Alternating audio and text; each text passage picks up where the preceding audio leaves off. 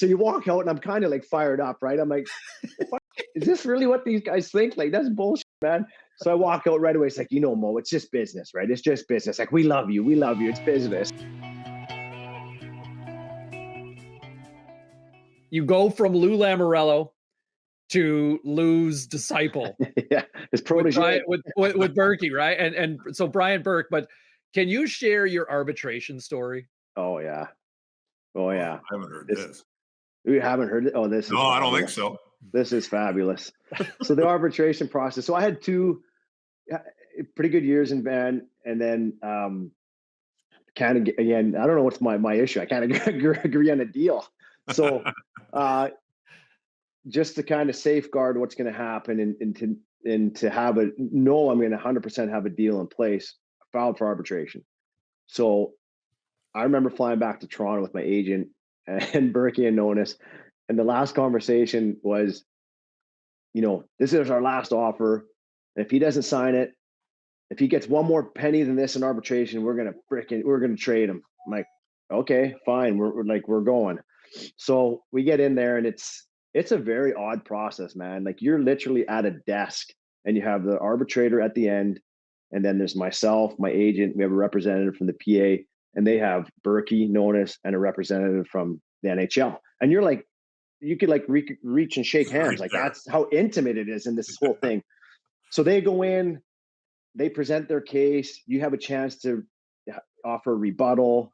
You kind of leave the room, take a break. You come back in, you have your closing statement. You get to say your closing statement, and they say their closing statement.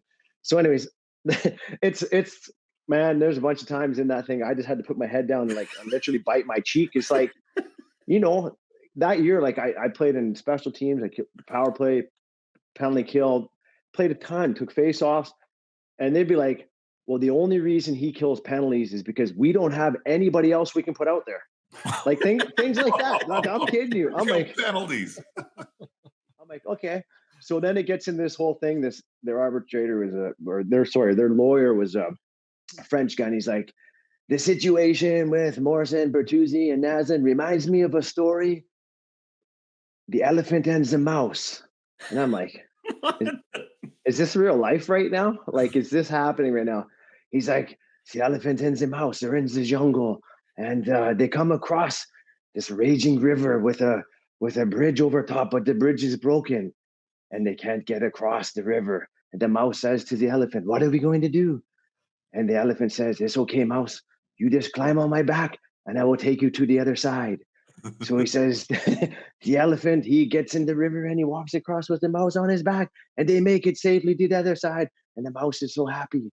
He says, this is exactly like Morrison with Bertuzzi and Naslund. And Morrison is the mouse. Oh, yeah, dude. Oh my God. Oh, yeah. Like, oh, yeah, it was classic. So I actually have savage, man. Like, that's like right to the heart. So my agent actually got this cartoonist to drop this awesome thing of a mouse on the back of this elephant with my jersey number on it across the Oh yeah, man. That was beauty. So you walk out and I'm kind of like fired up, right? I'm like, fuck, is this really what these guys think? Like, that's bullshit, man. So I walk out right away. It's like, Mo, it's just business, right? It's just business. Like, we love you. We love you. It's business. So anyways, yeah, that was classic. Hilarious. Do you have to go to those things or no? Is that your choice? No, you have to be there. You have to be there. Okay. Yeah. I didn't know that.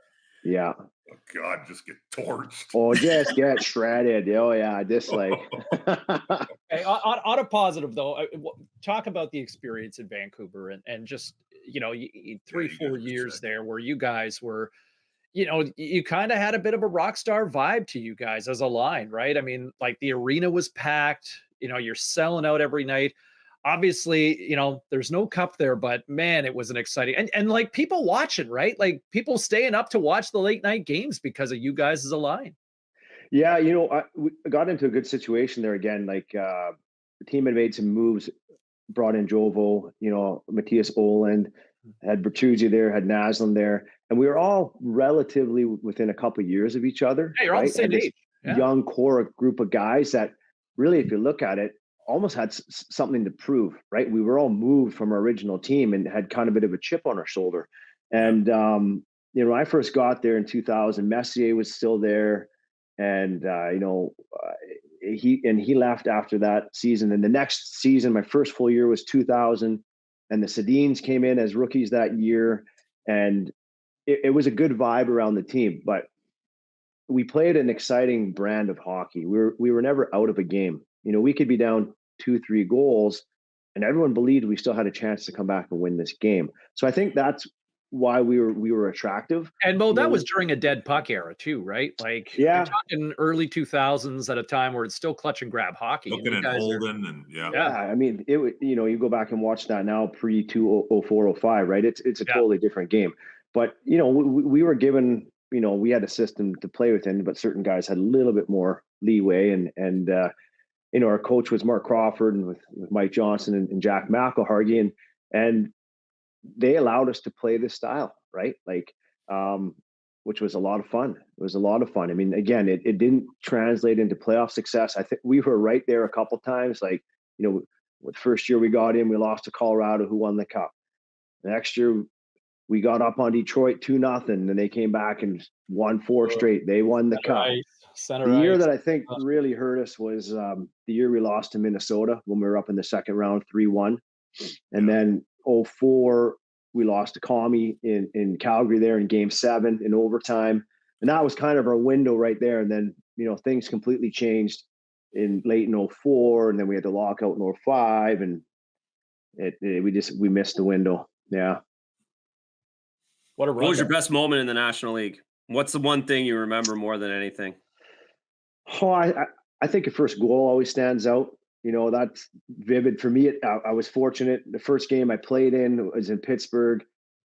First shot on net, scored on Tom Barrasso. So that was a memorable one. A new Hoffer. So now you got a Hoffer, right? Yeah, that's right. Yeah. So that one stands out. You know, a triple overtime goal against the Flames there in game 6 to send it to game 7 is a memorable one. But for me, it's more about, as you guys know, it's being in the room with the guys. It's the daily banter, right? Like I've always told people, you can't replicate that workplace, right? You go in, I mean, guys are giving it to each other. Oh, especially now. But guys are giving it to each other.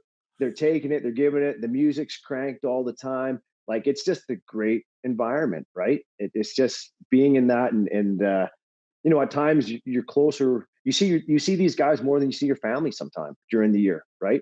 And you just build great relationships with guys and great bonds over time. And the room is probably the thing that I miss the most. Right? You like the chirps, though. I mean, full props to you. You always were quick with a one-liner. Like that's, some people have it, some people don't, right? You kind of thrive in that. But you're a bit of a stealth bomber. You come across as prim and proper, and then he's going up against. He has no shame going up against Lou and Berkey. So yeah, no, anyone else is easy.